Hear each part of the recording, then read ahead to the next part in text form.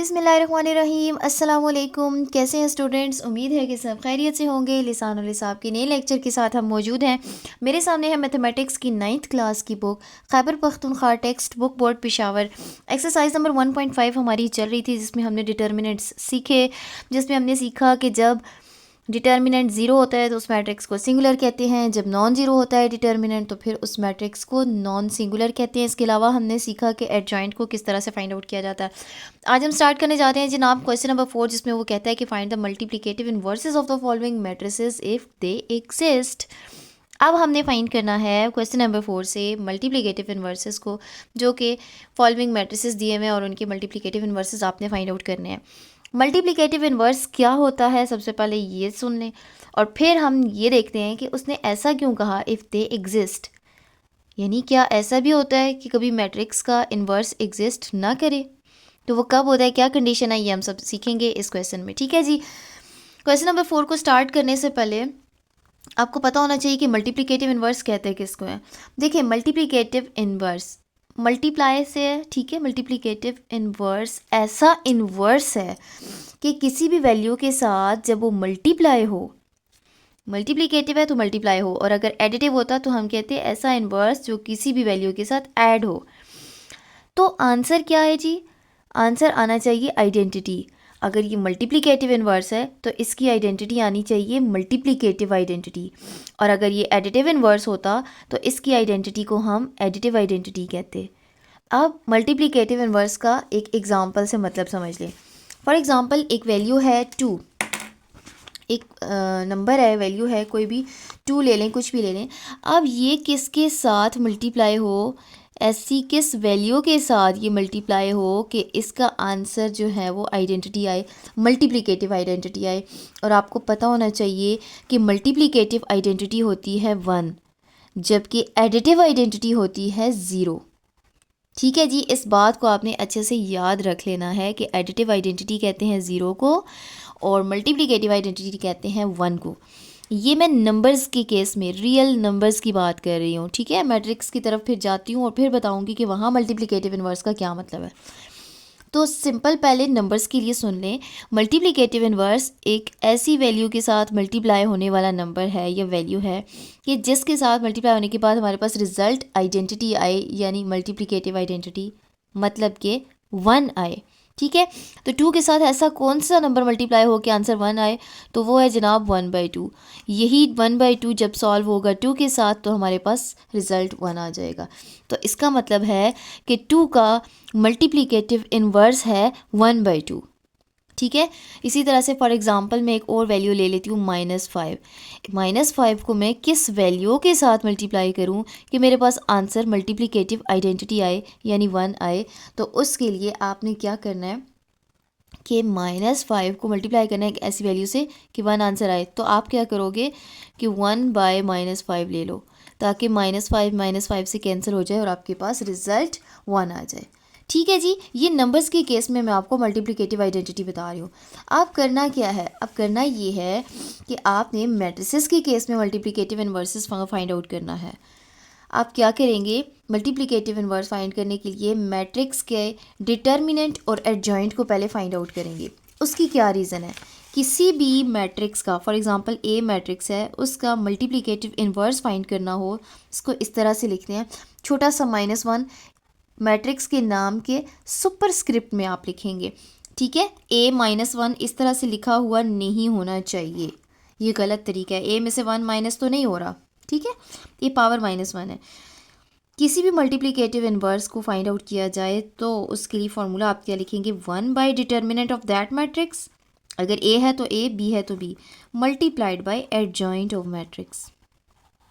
अब ए है तो फिर ए का ही एडजॉइंट होगा। इसीलिए इस एक्सरसाइज के स्टार्ट में ही आपको डिटर्मिनेंट और एडजॉइंट सिखा दिया गया था, क्योंकि नेक्स्ट क्वेश्चंस में आपने इन्वर्स सीखना था और इन्वर्स का आपने ये फार्मूला याद रखना है। ठीक है जी। यहाँ मैट्रिक्स का कुछ भी नाम होगा, डिटर्मिनेंट उसकी जगह वही मैट्रिक्स आएगा और एडजॉइंट भी उसी मैट्रिक्स का होगा। ये होता है जी इन्वर्स फाइंड आउट करने का मतलब, मल्टीप्लिकेटिव इन्वर्स। अब इसको सॉल्व करेंगे फिर आपको ज़्यादा अच्छा क्लियर होगा। अब एक बात और समझ लें कि इफ़ दे एग्जिस्ट उसने क्यों कहा, एग्जिस्ट कहाँ नहीं करेगा। तो ये बात छोटी सी समझ लें, फिर हम स्टार्ट करते हैं। देखिए डिनोमिनेटर में डिटर्मिनेंट ऑफ ए आ रहा है, ठीक है। अगर डिटर्मिनेंट ऑफ ए आपने फाइंड आउट किया सपोज, और उसका आंसर आ गया 0, यानी कि मैट्रिक्स आपके पास सिंगुलर आ गया, ठीक है, तो फिर आपने क्या करना है कि इन्वर्स को फाइंड आउट नहीं करना। क्यों नहीं करना? क्योंकि ये डिनोमिनेटर में जो है वो इसका डिटर्मिनेंट 0 आ गया, और आपको पता है कि डिनोमिनेटर में जब भी 0 आंसर आएगा, 0 लिखेंगे तो रिज़ल्ट आपके पास अनडिफाइंड आएगा, इन्फिनिटी आएगा। ये बात आपको पता होगी पहले से, ठीक है जी। तो इफ़ दे एग्जिस्ट उसने इसलिए कहा कि अगर डिटर्मिनेंट 0 ना आया तो तभी एग्जिस्ट करेगा, और अगर डिटर्मिनेंट 0 आ गया तो फिर आप नेक्स्ट फाइंड आउट नहीं कर सकते इन्वर्स को, क्योंकि डिनोमिनेटर में 0 होगा तो ये अनडिफाइंड बन जाएगा। ठीक हो गया जी, ये तो होगी इफ़ दे एग्जिस्ट की रीज़न, और आपको मैंने इन्वर्स के बारे में भी बता दिया वैल्यूज़ के केस में, रियल नंबर्स के केस में, और अब मैट्रिसेस के केस में हम यही फार्मूला लेके चलते जाएंगे और फाइंड आउट करते जाएंगे। ठीक है जी, मैं फर्स्ट पार्ट लिखती हूँ और फिर उसके बाद सॉल्व करते हैं जी। क्वेश्चन नोट डाउन कर चुकी हूँ। फर्स्ट पार्ट 4131 है, और इसका सबसे पहले हम लोग फाइंड आउट करेंगे डिटर्मिनेंट और एडजॉइंट, और फिर उसके बाद फार्मूला में वैल्यूज़ पुट करते हैं। या आप शुरू में ही फार्मूला लिख के बता दें कि इन्वर्स इसके इक्वल है, और उसको इक्वेशन का नाम दे दें, बाद में पुट कर लें। चले इसी तरह से कर लेते हैं, क्योंकि ज़्यादातर स्टूडेंट्स इसी तरीके से सॉल्व करते हैं। आपको इन्वर्स फाइंड करना है। इन्वर्स का पहले फार्मूला लिख लें, 1 over determinant of A multiplied by adjoint of A. ठीक है जी। तो अब आप चूँकि पुट नहीं कर सकते, इसलिए इसको इक्वेशन नंबर 1 कह के यहीं पे स्टॉप कर लें, और सबसे पहले निकल जाएं जनाब डिटर्मिनेंट ऑफ ए को फाइंड आउट करने, और इसी तरह से एडजॉइंट ऑफ ए को भी फाइंड आउट करने। डिटर्मिनेंट ऑफ ए, डिटर्मिनेंट के सिंबल के साथ मैट्रिक्स आएगा 4131, फर्स्ट वैल्यू लास्ट के साथ मल्टीप्लाई होती है, यानी कि 4 इंटू 1, और माइनस का सिंबल आएगा, सेकंड वैल्यू थर्ड से मल्टीप्लाई होती है, यानी कि 1 इंटू 3, एंड 4 वन ज़ा 4 माइनस 3 वन ज़ा 3, that is equal to 1। Determinant आप देख सकते हैं 0 नहीं आया, तो इसका मतलब है एग्जिस्ट करेगा, ठीक है, इसका इन्वर्स एग्जिस्ट करेगा। एक तो डिटर्मिनेंट हमने फाइंड आउट कर लिया, इसके अलावा हमें एडजॉइंट ऑफ ए भी चाहिए होगा, तो adjoint of A is equal to, आपने क्या करना है, रियल मैट्रिक्स की फर्स्ट और लास्ट की जगह चेंज करनी है। 4 1 है तो 1 और 4 कर दे, और बाकी दोनों को साइंस चेंज करने होते हैं, -1 और -3 कर दे। ठीक है जी। अब डिटर्मिनेंट और एडजॉइंट फाइंड आउट हो गया। अब आप कह सकते हैं कि पुटिंग वैल्यूज़, यानी ये दोनों अबव जो वैल्यूज़ थी हमने फाइंड आउट की, उनको हम अब इक्वेशन 1 में पुट करने जा रहे हैं। ठीक है, अब क्या होगा, इक्वेशन 1 क्या बन जाएगी, A inverse is equal to 1 over determinant of A is 1 multiplied by adjoint of A. Adjoint of A क्या आया, ये मैट्रिक्स आया 1 -1 -3 एंड 4। 1 divided by 1 is 1। ठीक है, इस 1 को जब आप मैट्रिक्स के साथ मल्टीप्लाई करेंगे तो इसको इग्नोर ही कर दें। ठीक है, जब 1 किसी भी वैल्यू से मल्टीप्लाई होता है तो वही वैल्यू दोबारा से आ जाती है, 1 -1 -3 एंड 4। तो ये आ गया जनाब आपके पास A inverse. So A inverse is equal to this value. अच्छा, अगर आप स्टार्ट में इक्वेशन नंबर 1 कह के नहीं चलते, तो आप डायरेक्टली आप बेशक वर्ड्स में लिख दें कि first we find determinant of A and adjoint of A, फिर उसके बाद आप फार्मूला लिखें और फिर वैल्यूज़ डायरेक्ट पुट कर दें, फिर आपको पुटिंग बताने की ज़रूरत नहीं होगी। ठीक है, तो चले हम नेक्स्ट पार्ट इस तरीके से कर लेते हैं, ताकि आपको दोनों तरीक़ों से क्वेश्चन को सॉल्व करना आ जाए। ठीक हो गया जी, चलते हैं नेक्स्ट पार्ट की तरफ जी। तो नेक्स्ट पार्ट मैंने नोट डाउन कर लिया है, और अब मैं इसको फ़र्स्ट ऑफ़ ऑल फार्मूला से स्टार्ट नहीं करने वाली, बल्कि मैं एक स्टेटमेंट की फॉर्म में लिख देती हूँ कि फ़र्स्ट वी फाइंड, ताकि आपको ये वाला तरीका भी आ जाए, फिर आप जिस तरह से मर्ज़ी है इसको सॉल्व कीजिएगा। First we find determinant of B. ठीक है, बी मैट्रिक्स है तो बी का डिटर्मिनेंट फाइंड कर लें जनाब। Determinant of B is 3 4 1 2। 3 into 2 minus 4 into 1, and that is equal to 3 2s are 6 minus 4 1s are 4, and this is 2। ठीक हो गया जी। उसके बाद नाउ वी फाइंड कह दें, सिंपल नाउ, कुछ भी जैसे भी आपको जो भी आसान लगते हैं वर्ड्स आप वो लिख लें। ठीक है, now adjoint of B is equal to direct भी लिख सकते हैं और आप यूँ भी कह सकते हैं, दोबारा से लिखें एडजॉइंट ऑफ और ओरिजिनल मैट्रिक्स लिख लें कि इसका हम एडजॉइंट फाइंड करने जा रहे हैं और फिर नेक्स्ट स्टेप में एडजॉइंट लिख लें। फर्स्ट और लास्ट की जगह चेंज करनी है, 3 2 है तो 2 3 हो जाएगा, बाकी दोनों के साइंस चेंज करने हैं, 4 1 को -4 -1 कह देना है। ठीक है जी, तो ये आपके पास एडजॉइंट आ जाएगा। अब हम लिखते हैं फार्मूला और उसमें वैल्यूज़ पुट करते हैं जी। तो फार्मूला है आपके पास 1 over determinant of B into adjoint of B. ठीक है, और आपके पास जो वैल्यू आई थी डिटर्मिनेंट ऑफ बी की वो 2 थी और एडजॉइंट भी मैंने पुट कर दिया। बुक में यहीं तक आंसर है, आप इसको मज़ीद भी सॉल्व कर सकते हैं और अगर चाहते हैं तो यहीं तक स्टॉप कर दें तब भी ठीक है। एक रियल नंबर मैट्रिक्स के साथ किस तरह से मल्टीप्लाई होता है कि वही रियल नंबर मैट्रिक्स के हर एलिमेंट के साथ मल्टीप्लाई हो जाता है। तो मैं सजेस्ट करती हूँ कि बेहतर है आप मल्टीप्लाई कर ही लें। ठीक है जी, क्योंकि 4 और 2 जो है वो न्यूमरेटर डिनोमिनेटर से सॉल्व हो जाएंगे। यहाँ से 2 सॉल्व हो जाएगा तो सिंपल 1 रह जाएगा। ठीक है, यहाँ पे 2 2 ज़ा 4 तो ये -2 रह जाएगा सिर्फ। दिस इज़ -1/2 सॉल्व नहीं हो रहा and this is 3/2। So this is the inverse multiplicative inverse of B. जी नेक्स्ट पार्ट है आपके पास पार्ट नंबर 3, सी मैट्रिक्स के नाम से दिया हुआ है 4 -3 -1 और 2। आप उसी तरीके से फार्मूला लिख लें पहले, या जिस तरह से भी आपको आसान लगता है। 1 over determinant of C into adjoint of C. मैंने फार्मूला लिख लिया पहले और मैं इसको इक्वेशन नंबर 1 का नाम दे देती हूँ। और अब मैं डिटर्मिनेंट ऑफ सी और एडजॉइंट ऑफ सी पहले फाइंड आउट कर लूँगी। डिटर्मिनेंट ऑफ सी क्या है, 4 -3 -1 और 2 का डिटर्मिनेंट 4 इंटू 2, फर्स्ट वैल्यू को लास्ट वैल्यू से मल्टीप्लाई करना है, माइनस लिखना है और बाकी दोनों वैल्यूज़ आपस में मल्टीप्लाई हो जाएंगी। 4 इंटू 2 इज़ 8 माइनस, और ये मल्टीप्लाई होने के बाद minus into minus is plus, 3 1 ज़ा 3 तो सिर्फ पॉजिटिव 3 रह जाएगा एंड 8 - 3 इज़ 5। और आप देख सकते हैं फिर नॉन ज़ीरो आया है, इसका डिटर्मिनेंट इसका इन्वर्स एग्जिस्ट करेगा। ठीक है, अब हमें फाइंड करना होगा एडजॉइंट ऑफ सी मैट्रिक्स। आप दोबारा से एडजॉइंट ऑफ और सी की जगह सी मैट्रिक्स पुट कर लें और फिर नेक्स्ट स्टेप में इसका एडजॉइंट फाइंड आउट कर सकते हैं। फर्स्ट और लास्ट की जगह चेंज करनी है और बाकी दोनों के साइंस चेंज करने हैं। दोनों नेगेटिव हैं तो दोनों को पॉजिटिव कर लें। ठीक हो गया जी, ये आपके पास एडजॉइंट आ गया। नाउ इक्वेशन 1 बिकम्स बी कह सकते हैं, putting values in equation number 1 B कह सकते हैं, जिस तरह से आपको आसान लगे। इक्वेशन 1 क्या है कि सी इनवर्स इक्वल है 1 over determinant of C and that is 5 multiplied by adjoint of C and that is this matrix 2 3 1 4। यहीं तक आपका आंसर बुक में मौजूद है। अगर आप चाहते हैं तो यहीं पे छोड़ दें, वरना इस रियल नंबर 1/5 को अंदर हर एलिमेंट के साथ मल्टीप्लाई भी कर लें। ठीक है, मुझे पता है यहाँ पे कुछ भी सॉल्व नहीं होने वाला, लेकिन आपकी इंफॉर्मेशन के लिए बता रही हूँ कि आप इस तरह से भी लिख सकते हैं।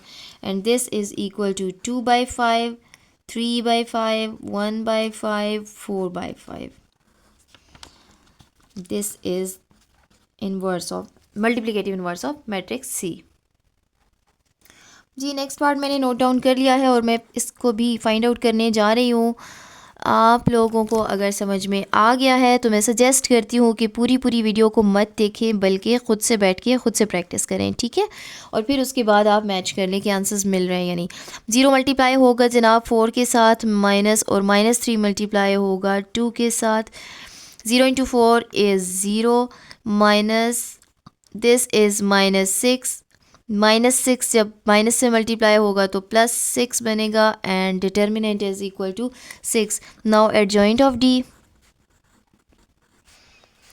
That is equal to adjoint of 0 -3 2 4। Adjoint के लिए क्या करते हैं, फर्स्ट और लास्ट की जगह चेंज करते हैं, बाकी दोनों के साइंस चेंज हो जाएंगे, 3 और -2 आ जाएगा, ये एडजॉइंट हो गया। सो D inverse is equal to 1 over determinant of D multiplied by adjoint of D and that is equal to 1 by determinant of D. Determinant was 6। ये नॉन सिंगुलर मैट्रिक्स था इसीलिए इसका डिटर्मिनेंट 0 नहीं आया। ठीक है, अभी तक चार पार्ट्स हम कर रहे हैं, चौथा कर रहे हैं। और अभी तक कोई भी मैट्रिक्स ऐसा नहीं आया कि जिसका डिटर्मिनेंट 0 होता और हम कहते हैं कि इसका इन्वर्स एग्जिस्ट नहीं कर रहा। एडजॉइंट ऑफ डी 4 3 -2 0, यहाँ तक भी आंसर ठीक है और इसको फर्दर सॉल्व कर लें तो भी ठीक है। 1/6 4 के साथ भी मल्टीप्लाई होगा, 1/6 3 के साथ भी मल्टीप्लाई होगा, -2 से भी मल्टीप्लाई होगा और 0 के साथ भी। ठीक है जी, यही तरीका है एक रियल नंबर का मैट्रिक्स के साथ मल्टीप्लाई होने के लिए। 2 2 ज़ा 4, 2 3 ज़ा 6, सो 2/3, 3 1 ज़ा 3, 3 2 ज़ा 6, 1/2, 2 1 ज़ा 2, 2 3 ज़ा 6, -1/3 and 0 multiplied by any number, answer is 0। ठीक हो गया जी, ये आ गया आपके पास डी इनवर्स।